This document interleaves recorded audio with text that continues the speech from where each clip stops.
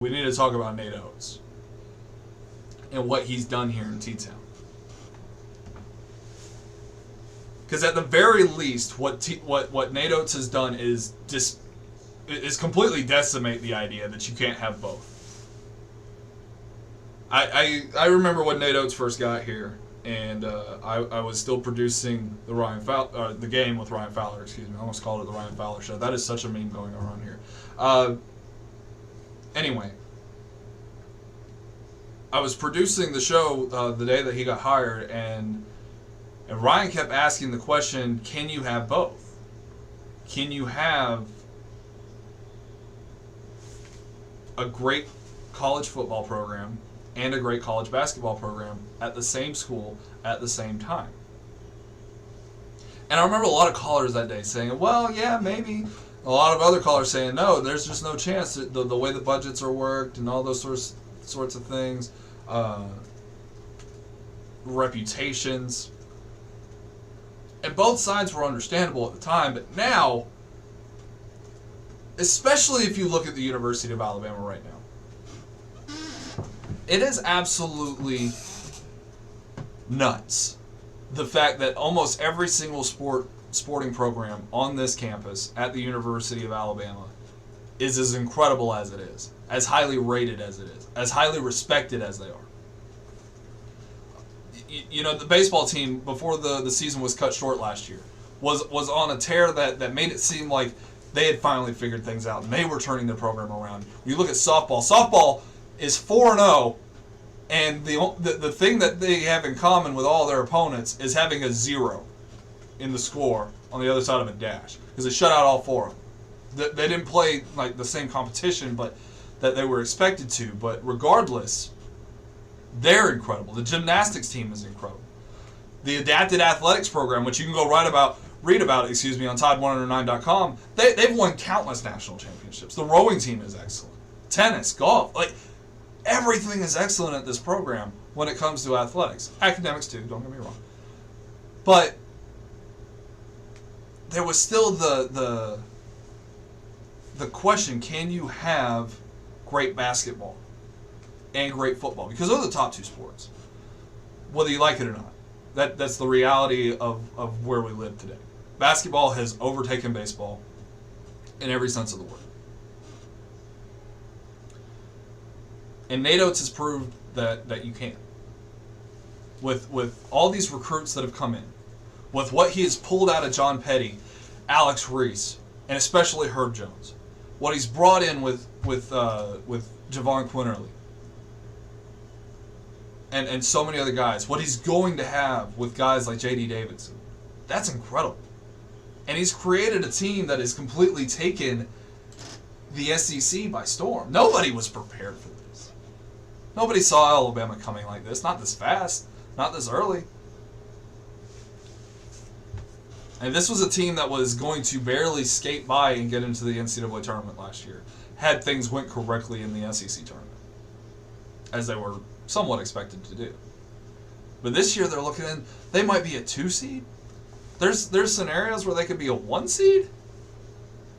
That's nuts. That's incredible.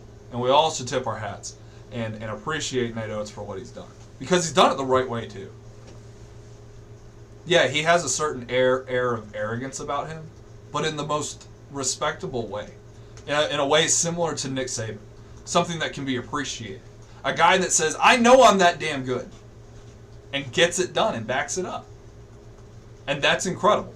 That's what you always hope for out of your coaches. You never want to have the guy that's scared. That knows that what he does at a high level, but he's scared to go out and execute it.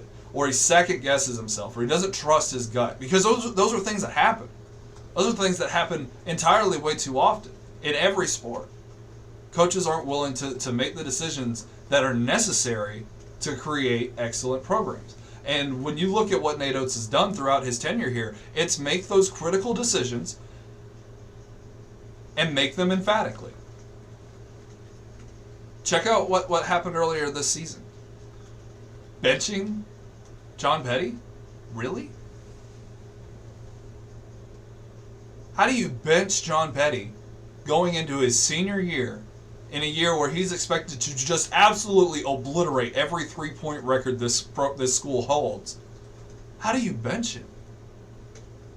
Well, it's because when you do, and he comes back onto the court in a starting capacity, he absolutely slays the LSU Tigers, going 7 for 10 from three-point land and playing one of the most incredible games of basketball I've ever seen by any player at any level, period.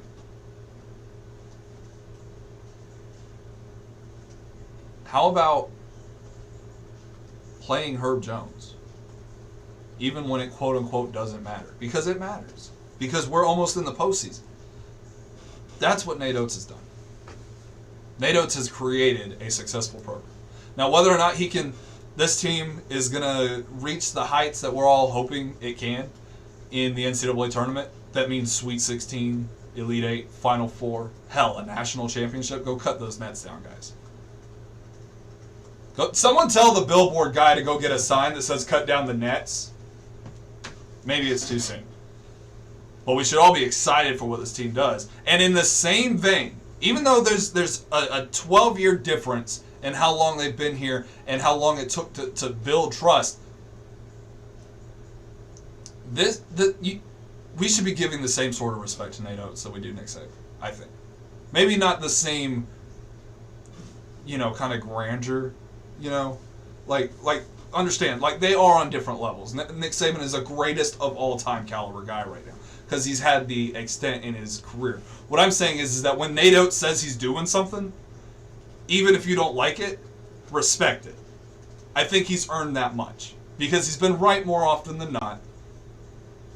And in a very similar vein, Nick Saban had a struggle his first season, still saw a little bit of success, and the very next season goes 12-0 and almost wins the whole thing. Unfortunately, it ran into Tim Tebow's Gators. And then the following season came back and kicked their ass.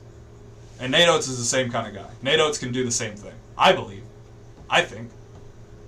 Maybe that's fanboying a little bit. But how do you watch this team play basketball and not think even slightly similar thoughts? Because I can't. I watch this team as a new basketball fan, as I have admitted, which, by the way, as far as fandom goes, I absolutely love the Alabama basketball fandom. I love the guys like Fluff and Hunter Johnson. I love these guys' energy. I love the way that they have... they've poked fun at Gumps, rightfully so, for a long time. But I appreciate how they have kind of been welcoming. I appreciate what Fluff does for the student section, and I think everyone should, to pay that guy some mind and continue to show him the respect that he has earned as a leader in this fan base, and continue to show newer fans how it's done. That we don't go into Coleman Coliseum and sit on our hands. We get out there and we help the team win. Because we've seen it far too often when we go into places like Auburn and LSU when there have been fans out there, and that play a massive part. And why it's a big part of going to, to Kentucky Stadium or North Carolina or Duke or wherever the hell you're playing. It matters. And I appreciate those guys being who they are. Just wanted to give them that sort of shout out because I don't think enough people do. But when I sit and watch this team as a budding new basketball fan, it's exciting. And it's fun to watch. And that, at the end of the day, is how you build a fan base that does go into Coleman Coliseum and create it, reinvent it into something that can be feared by other SEC programs and out-of-conference foes. You don't just come into Coleman Coliseum and take on Nate Oats' team and expect to win. You come in and expect to have to fight for your life. That's how it is in Bryant-Denny. Make it the same in Coleman Coliseum. And whatever stadium eventually follows it, because Nate Oats is about to bring a lot of money to this program, too, by all the success he is having.